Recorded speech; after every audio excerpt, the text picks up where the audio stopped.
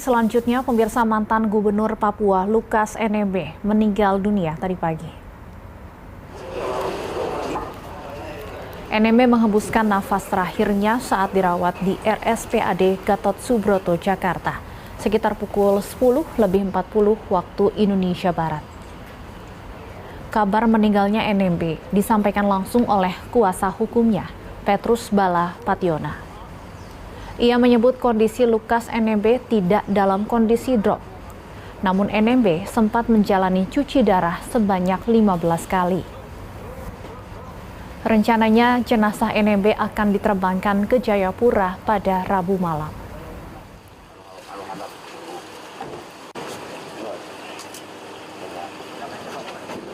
Jadi beliau tidak ada dropnya. Tadi kira-kira jam 9-an beliau bangun, lalu ada satu adik yang biasa menemani. Beliau turun dari tempat tidur, kemudian hanya berdiri kira-kira 1 menit, lalu minta tidur kembali. Begitu tidur kembali, mau tidur dalam keadaan berdiri, maaf saja beliau sudah tidak ada napas lagi. Itu saja. Jadi tidak ada tanda-tanda beliau drop. Memang setiap update tentang riwayat Bapak kan sakitnya ya, itu selalu ada dokumennya. Dan kalau tidak salah beliau sudah menjalani cuci darah sudah 15 kali. Sudah 15 kali, karena setiap kali cuci darah pasti kami seminggu 3 kali menemani. Dan pemirsa, untuk mengetahui situasi terkini di RSPAD Gatot Subroto, Jakarta, kita terhubung dengan jurnalis B-Universe Ricky Harahap dan juru kamera Mahesa Bismo. Selamat sore, Ricky, bagaimana situasi terkini di sana saat ini? Ya, selamat sore Stefani dan pemirsa. Di sore hari ini memang di rumah duka, para kerabat dan juga keluarga Lukas NMB masih menunggu jenazah akan dibawa ke rumah duka. Saat ini jenazah dari Lukas NMB masih berada di ruangan pemusalaran jenazah didampingi oleh istri, anak dan juga keluarga dari Lukas NMB. Setelah selesai dari ruang pemusalaran jenazah, nantinya jenazah Lukas NMB akan dibawa ke rumah duka Sentosa, Rumah Sakit Gatot Subroto, Jakarta Pusat untuk akan disemayamkan di ruang H di rumah duka Sentosa.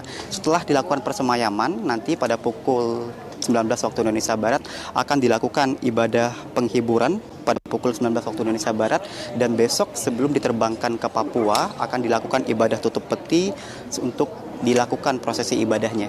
Stefani.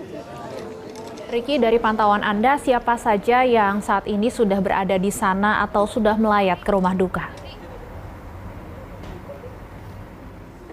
Ya, Stefani, dari pantauan kami memang tidak ada pejabat ataupun dari tokoh politik yang datang untuk menjenguk ataupun menyampaikan duka cita atas meninggalnya Lukas NMB di Rumah Sakit Gatot Subroto, Jakarta Pusat. Yang terlihat hanya ada kuasa hukum dari Lukas NMB, yaitu Petrus Bala, yang sejak Lukas NMB menjalani proses hukuman di pengadilan, begitu, yang terus mendampingi dan juga menemani Lukas NMB selama mengikuti masalah pengobatan di rumah sakit. Sementara itu dari pejabat lain kami tidak melihat adanya kedatangan dari para pejabat maupun dari tokoh politik lainnya. Sementara itu, Stefani, rencananya memang jenazah Lukas NMB ini akan diterbangkan ke Papua pada hari Rabu malam sekitar pukul 24 waktu Indonesia Barat atau pada hari Kamis subuh dini hari. Dan jenazah Lukas NMB ini harus dipastikan tiba di bandara sebelum pukul 24 waktu Indonesia Barat, sebelum nantinya akan diterbangkan menuju ke Papua. Sementara itu memang dari informasi yang kami terima dari tim kuasa hukum dan juga kuasa hukum dari Lukas NMB, Petrus Bala, yang menyebut bahwa Lukas NMB ini memang selama ini mengalami penyakit komplikasi. Salah satunya adalah gagal ginjal. Sudah 15 kali dilakukan cuci darah karena memang ginjal dari Lukas NMB ini berfungsi hanya sekitar 5% saja, sehingga memang mengharuskan Lukas NMB untuk melakukan cuci darah sampai 15 kali. Dan terakhir kali dilakukan cuci darah ini sekitar tanggal 22 Desember pada hari Jumat yang lalu.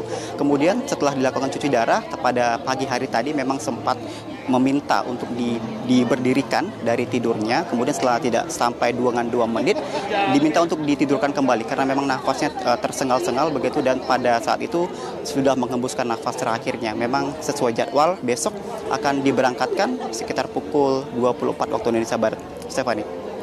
Belum terlihat adanya pejabat atau tokoh politik di sana. Bagaimana dengan perwakilan dari KPK atau dari pihak keluarga? Apakah sudah terlihat di sana, Ricky? Ya, kalau dari pihak keluarga memang dari pantauan kami, istri dan juga anak dari Lukas NMB memang sudah tiba. Beberapa kerabat, keluarga juga sudah terlihat untuk menyambut kedatangan jenazah di rumah duka Sentosa di ruangan H. Tetapi dari KPK kami belum melihat adanya kedatangan dari tim penyidik KPK maupun perwakilan dari KPK. Hanya ada kerabat dan juga keluarganya saja yang bersiap untuk melakukan ibadah penghiburan pada pukul 19 waktu Indonesia Barat nanti. Setelah ibadah penghiburan selesai pada pukul 19, kemudian besok sebelum jenazah Lukas NMB akan diberangkatkan ke Papua, akan dilakukan kembali ibadah lanjutan, yakni untuk bisa memberikan penghiburan ibadah tutup peti kepada jenazah dan juga kepada keluarga yang ditinggalkan oleh Lukas NMB. Stephanie.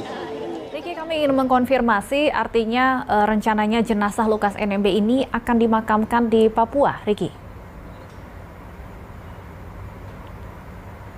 Ya, dari keterangan yang kami peroleh dari tim kuasa hukum Lukas NMB, Petrus Bala, setelah berunding dengan keluarga inti, memang terkonfirmasi bahwa jenazah Lukas NMB ini akan diterbangkan ke Papua. Sementara itu untuk malam hari ini di rumah duka hanya dilakukan persemayaman saja, karena memang untuk malam hari ini tidak ada penerbangan yang langsung menuju ke Papua, karena dari informasi yang diterima memang penerbangan ke Papua ini hanya dilakukan pada malam hari saja. Sehingga setelah berunding dengan keluarga inti, jenazah Lukas NMB ini akan diterbangkan ke Papua dan akan disambut oleh keluarga di Papua ini pada hari Rabu malam besok sekitar pukul 24 waktu Indonesia Barat. Jadi ini hanya menunggu waktu saja, sementara selama berada di rumah duka di Papua ini hanya dilakukan ibadah penghiburan saja pada pukul 19 waktu Indonesia Barat nanti, dan besok terakhir sebelum diberangkatkan ke Papua akan dilakukan ibadah tutup peti sebelum nantinya akan diterbangkan melalui bandara dan akan diterbangkan melalui Papua.